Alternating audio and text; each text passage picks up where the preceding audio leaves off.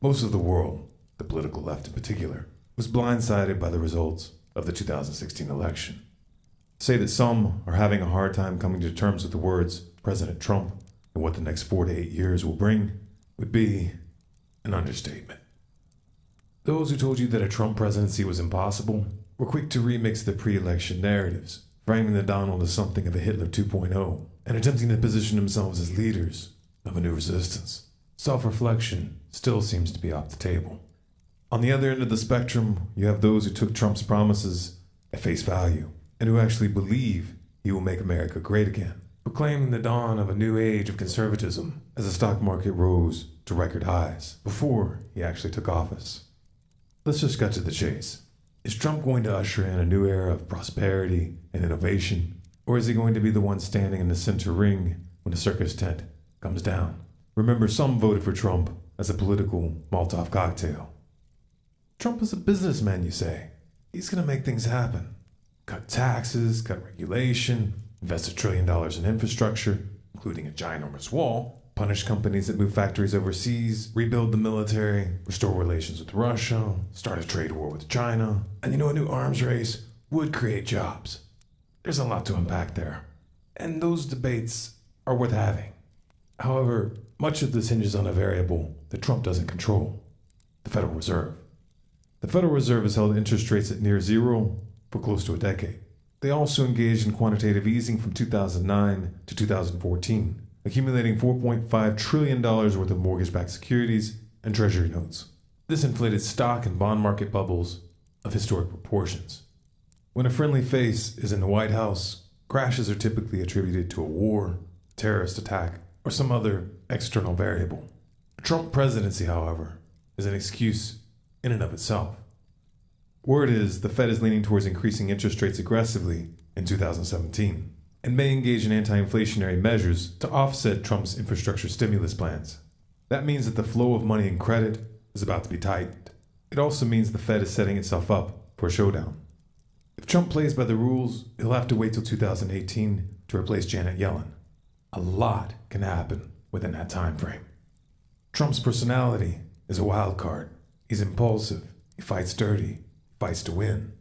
If Trump goes to war with the Federal Reserve, this could get out of hand in ways that most can't even imagine, especially when geopolitics are factored in. As a result, the US dollar's position as a world reserve currency is going to be in play. Add to that backdrop a little social unrest on the domestic front. If recent history serves as any indicator, we can count on seeing some kind of racially charged flashpoint involving the police during the Trump administration, probably before 2017 is over.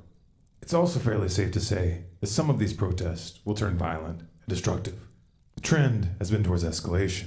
Having Trump in charge will take this to a new level. Trump ran on a platform of law and order and support for the police, which piggybacked on the perception that Obama was undermining law enforcement during his term. Just the belief that Trump has their back is going to influence police response.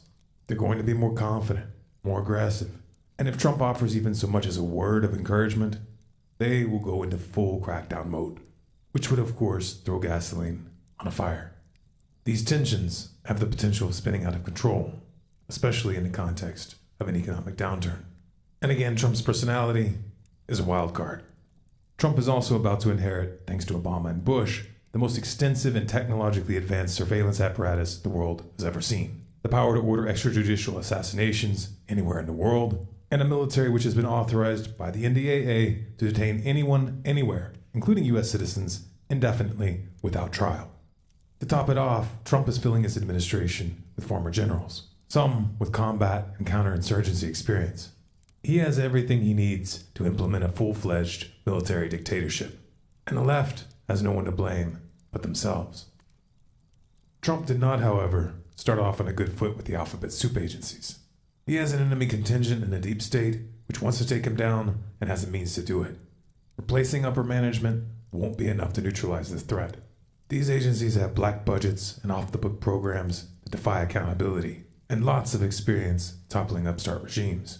Failure to rein them in could be fatal.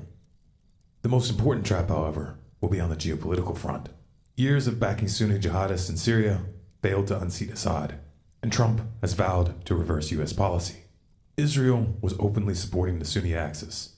They wanted a full frontal regime change in both Syria and Iran for many years, but the Obama administration tied their hands. Then Russia stepped in, tipped the balance, and the Shiite crescent not only survived, but grew stronger. The Israeli-Sunni axis needs another path to war, so they're changing tack.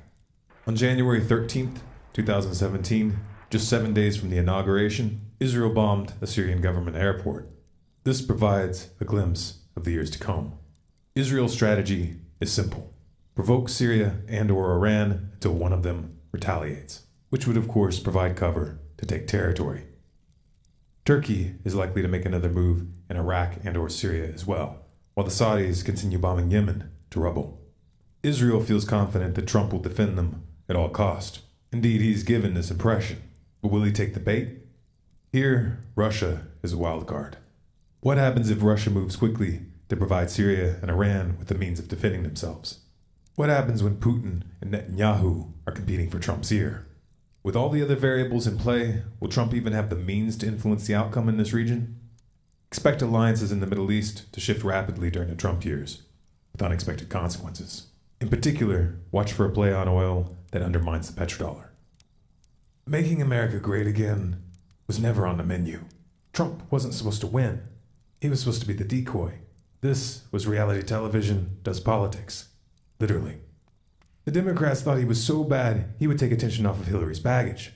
So the Clinton campaign pulled strings with their friends in the media to help him in the primaries. We know this thanks to the John Podesta email leaks.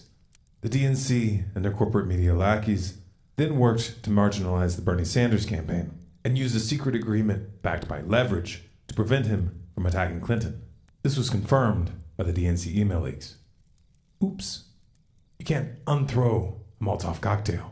So get your popcorn and buckle up, or leave the United States if you were planning to. The show is about to begin. This video is Creative Commons. You have permission to download, copy, and distribute it by any means. If you would like to support our work, you can donate at stormcloudsgathering.com/donate. You can find the transcript, sources, and original video at stormcloudsgathering.com at the link below.